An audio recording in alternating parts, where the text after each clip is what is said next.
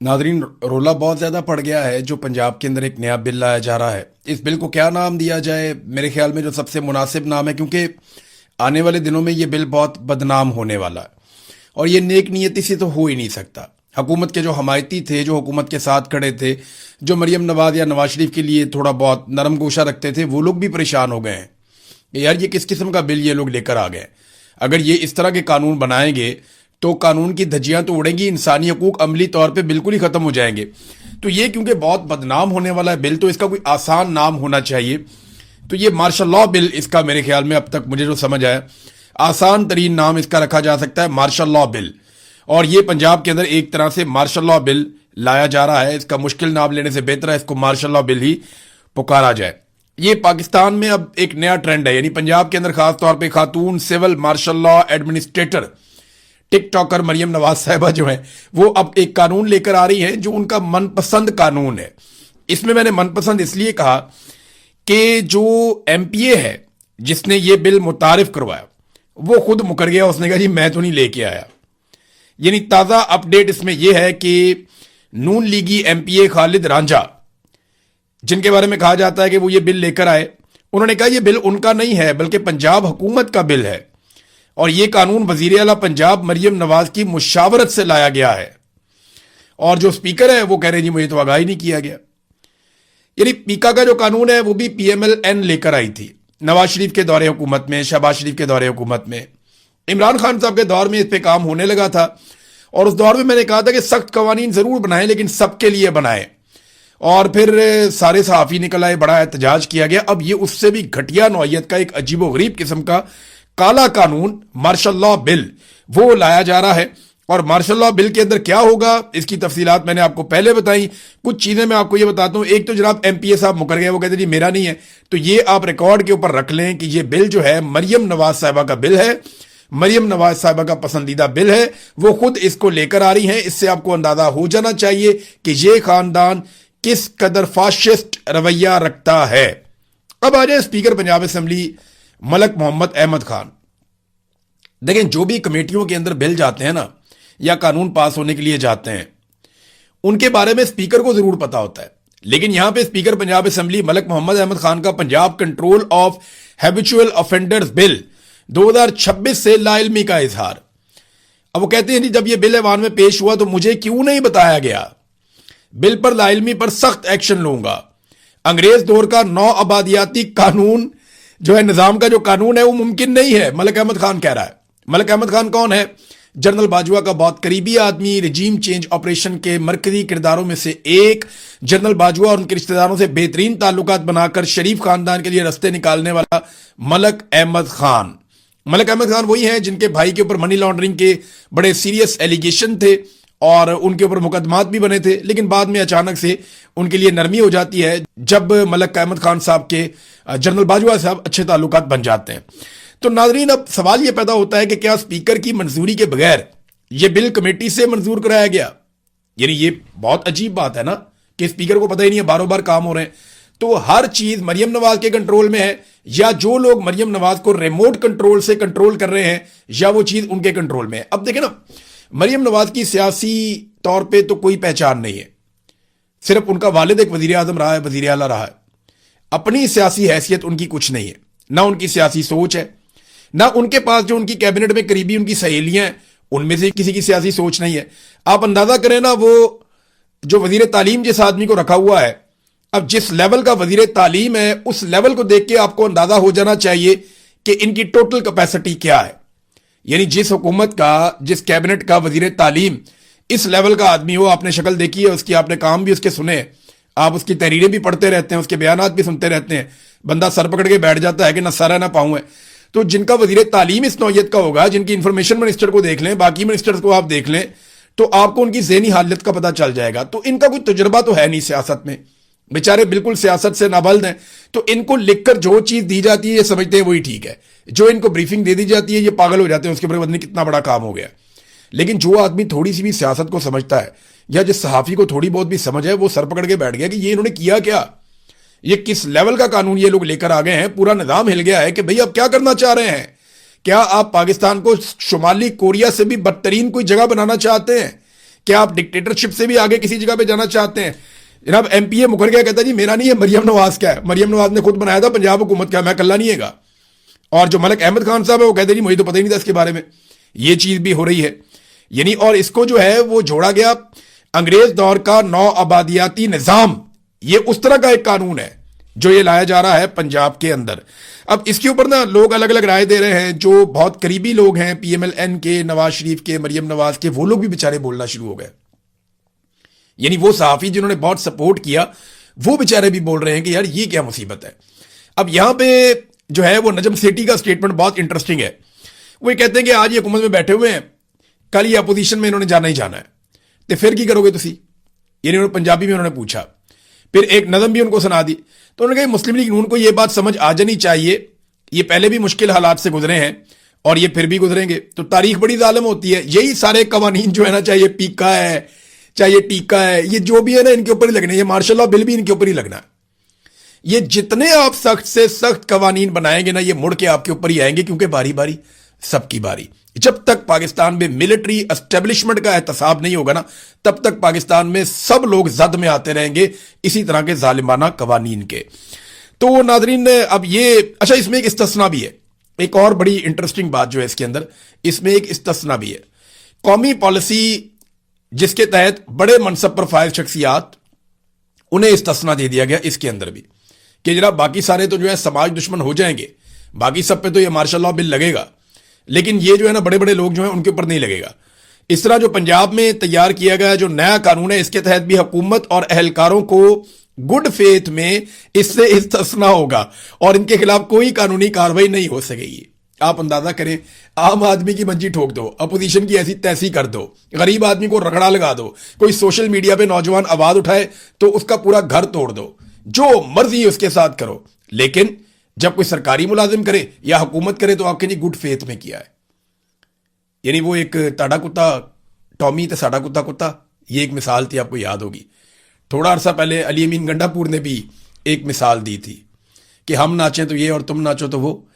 तो हर एक की तरह की अपनी अपनी जुबानों में, पश्तो में अलग है, अंग्रेजी में अलग है, उर्दू में अलग है, तो बहुत सारी मिसालें बनी हुई हैं। तो मैं हैरान होता हूं कि ये सबके लिए अलग अलग कानून कैसे बना सकते हैं। एक मुल्क के अंदर अलग अलग कानून तो नहीं होते कि हुकूमती आदमी अगर ये गंद मारेगा तो उसको माफ है, आप ये सोचेंगे गुड फेथ है, यार कोई अच्छा सोच के ही कहा होगा। लेकिन कोई और आदमी अगर कोई सही बात भी कहेगा, इसने जरूर बुरा सोचा होगा। अब ये नियतों का फैसला करना शुरू हो जाएंगे, अपनी अदालतें खुद लगाएंगे, जजेस नहीं लगाएंगे, इनके अपने सरकारी मुलाजिम अदालतें लगाएंगे, अपनी अदालतें खुद लगाएंगे, खुद ही फैसले सुनाएंगे और खुद ही उस पर अमल दरामद भी करवाएंगे। ये पाकिस्तान के अंदर खासतौर पर पंजाब में करने जा रहे हैं। मियां दाऊद साहब हैं एक वकील, और उन्होंने, मियां दाऊद एडवोकेट ने इसकी चंद चीजें हाईलाइट की हैं। और जो चीजें उन्होंने हाईलाइट की हैं ना, वो 13 आर्टिकल हैं आइन के। आइन पाकिस्तान के 13 ऐसे आर्टिकल हैं जो बुनियादी हकूक से मुताल्लिक है, उनकी खिलाफ वर्जी कर रहा है ये मार्शल लॉ बिल। तो मियां दाऊद एडवोकेट के मुताबिक आइन का आर्टिकल 4 यानी मुसावी कानूनी हक, वो छिन जाता है इससे। आर्टिकल 9 जिंदगी और आजादी का हक छिन जाता है। आर्टिकल 10 गैर कानूनी गिरफ्तारी और नजरबंदी से तहफ़्फ़ुज़, ये भी छिन जाता है। आर्टिकल 10A फेयर ट्रायल का हक भी चला जाता है। आर्टिकल 13 दोहरी सजा हो जाती है इसमें। आर्टिकल 14 इज्जत नफ्स का तहफ़्फ़ुज़ नहीं रहता। आर्टिकल 15 नकलो हरकत की आज़ादी नहीं रहती। आर्टिकल 16 इकट्ठे होने की आज़ादी नहीं रहती। आर्टिकल 17 सियासी सरगर्मियों की आज़ादी नहीं रहती। आर्टिकल 18 कारोबार की आज़ादी नहीं रहती। आर्टिकल 19 इजहार राय की आज़ादी खत्म। आर्टिकल 23 और 24 जायदाद खरीदने इस्तेमाल करने का हक खत्म, क्योंकि जब्ती हो जाना सारा कुछ। और इसके अलावा भी वो ये बताते हैं कि आइन के आर्टिकल 175 सब आर्टिकल 3 अदलिया और इंतजामिया को अलग करना की भी खिलाफ वर्जी है। अब नाजरीन इस तरीके से ये आइन को पामाल करने जा रहे हैं एक मार्शल लॉ बिल लाकर। देखिए इसमें होगा क्या।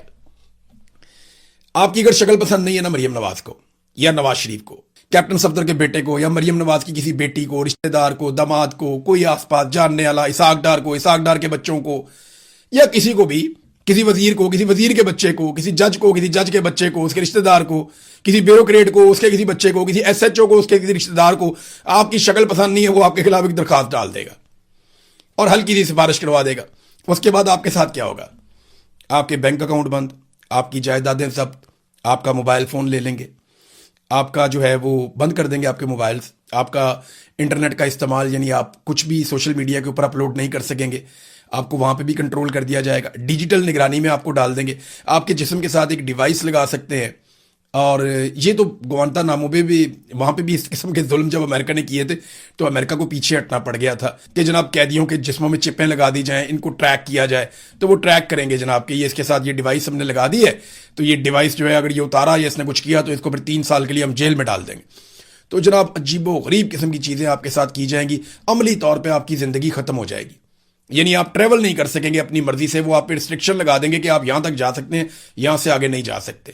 वो कंप्यूटर के ऊपर बैठ के आपको देख रहे होंगे कि इस बंदे को हमने सिर्फ बाजार तक जाने की इजाजत दी थी, तो ये परले बाजार में क्यों चला गया, यहां मेडिकल स्टोर बंद था तो उधर क्यों चला गया। ये होता है, ये होता है, और ये करेंगे, आप देखिएगा मार्शल लॉ में ऐसे ही होता है। तो ये चीजें इस तरफ लेकर जा रहे हैं और आपको ज्यादा हैरान होने की जरूरत नहीं है, क्योंकि इनकी यही सोच है। नवाज शरीफ भी बनना चाहता था अमीरुल मोमिनीन, जब परवेज मुशर्रफ ने बाद में मार्शल लॉ लगा दिया था। एक तो अमीरुल मोमिनीन नवाज शरीफ बन जाता, वो भी वही होना था कौम के साथ। परवेज मुशर्रफ ने मार्शल लॉ लगा के भी वही कर दिया कौम के साथ। तो फौज कभी भी किसी मसले का हल नहीं होती। मसले का हल होता है साफ और शफाफ इलेक्शन। कौम फैसला करे कि किसने रहना है और किसने नहीं रहना। बहरहाल कौम को तो कभी फैसला ये लोग करने नहीं देते। बहरहाल आइन की खिलाफ वर्जी करते हुए अब एक मार्शल लॉ बिल जो है उसकी तैयारी अगले मराहिल में जा रही है। रोक सकते हो तो रोक लो, अगर नहीं रोकोगे तो मैंने पहले भी कहा, मैं अब भी कहता हूं कि बारी बारी सबकी बारी। एक बात और जो नजम सेठी ने की बड़ी इंटरेस्टिंग है, उन्होंने ये बताया कि जनाब ये आ क्यों रहा है।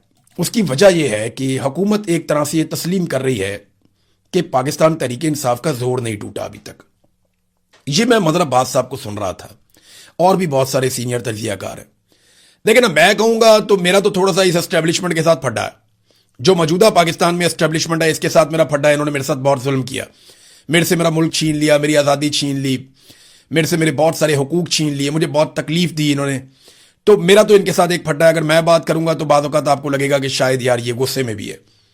हालांकि मैं बहुत कोशिश करता हूं अपने ऊपर कंट्रोल रखने की और मैं गुस्से से दूर रहकर अपना काम करता हूं। लेकिन अब बहुत सीनियर लोग जो मीडिया में हैं वो ये कहना शुरू हो गए हैं कि पीटीआई का जोर नहीं टूटा इनसे, इन्होंने सब कुछ करके देख लिया और ये कोई ऐसा पॉलिटिकल बयानिया बनाने में कामयाब नहीं हुए जिससे ये पाकिस्तान तहरीक इंसाफ को कमजोर कर सकें या उनके वोट बैंक को हिला सकें। हाँ, इन्होंने ऑप्टिक्स जरूर क्रिएट कर दिए, जाली इलेक्शन जरूर जीत लिए, लेकिन जब भी कभी लोगों को मौका मिलेगा फ्री एंड फेयर इलेक्शन में लोग बड़े पैमाने पर निकलकर उसी तरह पाकिस्तान तहरीक इंसाफ को वोट डाल लेंगे। और ये बात पाकिस्तान की मिलिट्री एस्टेब्लिशमेंट और सारे जानते हैं। तो अभी जनाब एक और इलेक्शन आ रहा है कि बल्दियाती इलेक्शन पंजाब के अंदर, तो उससे भी इन्हें खौफ है कि वहां पे लोग निकलेंगे और पाकिस्तान तहरीक इंसाफ को वोट डालेंगे। अगर एक इलेक्शन भी पाकिस्तान की मिलिट्री एस्टेब्लिशमेंट ने पब्लिक पे छोड़ दिया और इलेक्शन कमीशन के ऊपर दबाव ना डाला जाली फॉर्म 47 के लिए, तो पूरी की पूरी पीएमएलएन, उनकी लीडरशिप नवाज शरीफ से लेकर नीचे तक सारे के सारे बुरी तरह एक्सपोज हो जाएंगे, जैसे 2024 में 8 फरवरी के इलेक्शन में ये लोग एक्सपोज हो गए थे।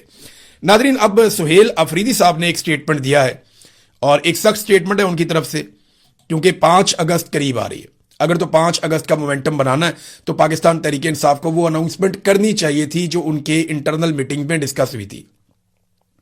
मुझे ये इंफॉर्मेशन मिली थी कि पाकिस्तान तहरीक इंसाफ में ये डिबेट हुई थी कि 5 अगस्त को मुल्क गिर एहतजाज किया जाए, 5 अगस्त को पूरे मुल्क को निकाला जाए और फैसला कुन एक लॉन्ग मार्च किया जाए, और इस किस्म की तजावीज आ रही थी।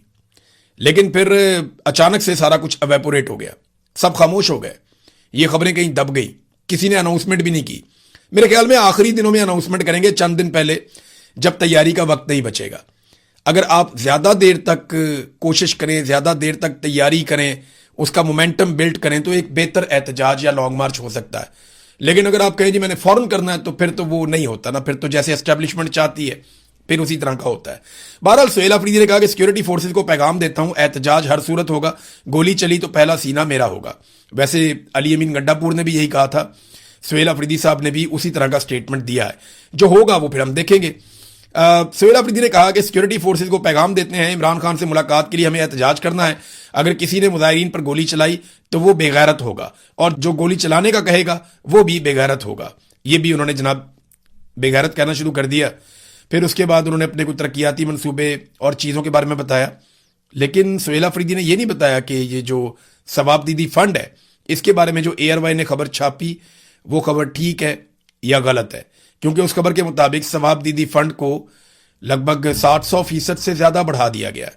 हालांकि इमरान खान साहब ने कहा था कि सवाब दीदी फंड जो है वो सिफर होंगे, वो नहीं होंगे। बहरहाल ये सुहेल अफरीदी ने कहा कि हम एहतजाज करेंगे मुलाकात के लिए और इमरान खान साहब से मिलने के लिए हम पूरा जोर लगाएंगे। मेरे ख्याल में अगर इन्होंने कोई कॉल दे दी 5 अगस्त की तो उससे पहले शायद इमरान खान साहब से कोई एक आधी मुलाकात करवा दी जाए। तो अब मामला इमरान खान की रिहाई का नहीं है, अब मामला इमरान खान से मुलाकात करने का है। देखिए, आसिम मुनीर साहब की एक बड़ी कामयाबी तो यह है कि पाकिस्तान तहरीक इंसाफ के ऊपर लोगों का एतमाद बहुत हद तक मुतजलजल हो गया। अब हम ये बार बार सुनते हैं कि जनाब इमरान खान की फैमिली को कोई किरदार अदा करने दिया जाए जब तक कि इमरान खान साहब जेल से बाहर नहीं आ जाते, इसलिए कि वर्कर अब लीडरशिप से अब वो एनर्जी ले ही नहीं रहा। उसे लगता है कि जो सबसे मेन आदमी है इमरान खान, उसके लिए लीडरशिप काम नहीं कर रही और इमरान खान की फैमिली के अलावा शायद कोई वफादार बचा नहीं है।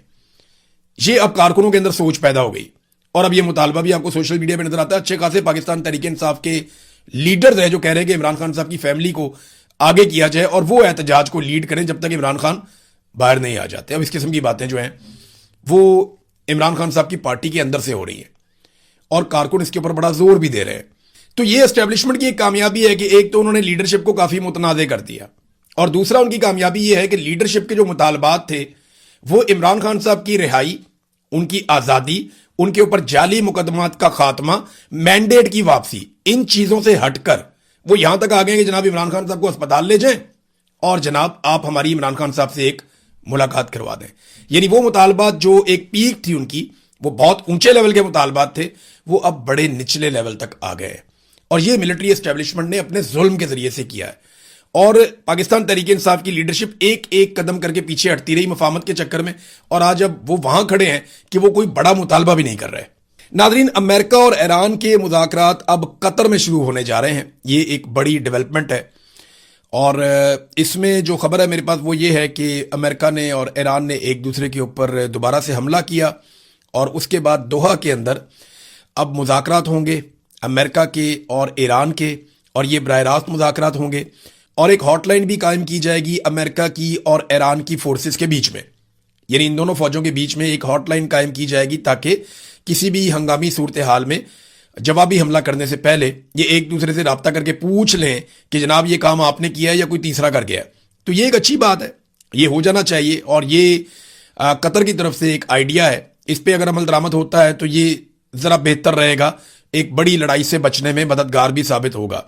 दो चीज़ें हैं जहां पे सारी अटेंशन है। नंबर एक, ईरान का जो एटॉमिक प्रोग्राम है उसके ऊपर बात होगी और नंबर दो जो है वो आबना हुर्मुज़ को किस तरीके से और कैसे खोलना है उसके ऊपर भी, या खुला कैसे रखना है, उसका फ्यूचर क्या होगा उसके ऊपर बातचीत होगी। बाकी तो सारे मामला ईरान के फ़ायदे के हैं। अमेरिका के नुक्ता नज़र से तो ये दो चीज़ें इंपॉर्टेंट हैं, बाकी ईरान के फ़ायदे की चीज़ें। बहरहाल मंगल से दोबारा ये बातचीत शुरू होने वाली है और आज इमरान खान साहब के 2 केसेस इस्लामाबाद हाई कोर्ट में लगे हुए हैं जिनमें इमरान खान साहब की कैद तन्हाई के हवाले से अलीमा खानम और बुशरा बीबी की कैद तन्हाई के हवाले से उनकी बेटी ने केस किया हुआ है। तो आज देखते हैं कि उन केसेस का क्या बनता है इस्लामाबाद हाई कोर्ट में। वैसे तो अदालत से जो है वो 26वीं और 27वीं आईनी तरमीम के बाद किसी किस्म के इंसाफ की तवक्को नहीं है। नादरीन, समीदीन बलोच, ये बलोच यकजहती कमेटी जो है उसकी एक मेंबर हैं और बहुत आवाज़ उठाती हैं बलोचों के हुकूक के लिए। इनके वालिद को जबरी तौर पे लापता हुए आज 17 साल हो गए। कितनी तकलीफ और कितना कर्ब है। मैं इनका एक इंटरव्यू सुन रहा था, उसमें इन्होंने मारंग बलोच को कहा कि देखो मारंग, तुम्हारे पास अपने बाप की कब्र है, मेरे पास तो अपने बाप की कब्र भी नहीं है। और वो ये कह रही थी हम तो सिर्फ इतना कहते हैं कि हमें हड्डियां ही लौटा दें, हमें गले सड़े जिस्म वापस कर दें, हमें लाशें वापस कर दें ताकि हम अपने प्यारों को रो तो सकें। अब इनके जो वालिद हैं उनको जबरी तौर पे लापता हुए 17 साल हो गए। 28 जून 2009 को उन्हें जबरी तौर पे लापता किया गया था। अब सवाल यह पैदा होता है कि अगर उन्होंने कोई गैर कानूनी काम किया या वो पाकिस्तान मुखालिफ सरगर्मियों में मुलव्विस थे या फर्ज कर ले कि वो कोई दहशतगर्द है तो उसको अदालत के अंदर पेश किया जाना चाहिए था। इस तरह से जो जबरी तौर पे आप किसी को लापता करते हैं तो आप ना सिर्फ एक खानदान बल्कि एक पूरे कबीले को अपने खिलाफ कर लेते हैं। अगर आप कानून के मुताबिक लाकर चीजों को साबित करें तो लोग सोचें भी कि जनाब कोई आदमी गलत करता है तो उसके साथ गलत होता है। लेकिन जब आप बगैर अदालत के एक अपना ही आप मावराए अदालत कार्रवाइयां शुरू कर देते हैं तो उसका नतीजा कभी भी अच्छा नहीं निकलता। अब तक के लिए इतना ही। अपना ख्याल रखिएगा, अपने इस चैनल का भी। अल्लाह हाफिज।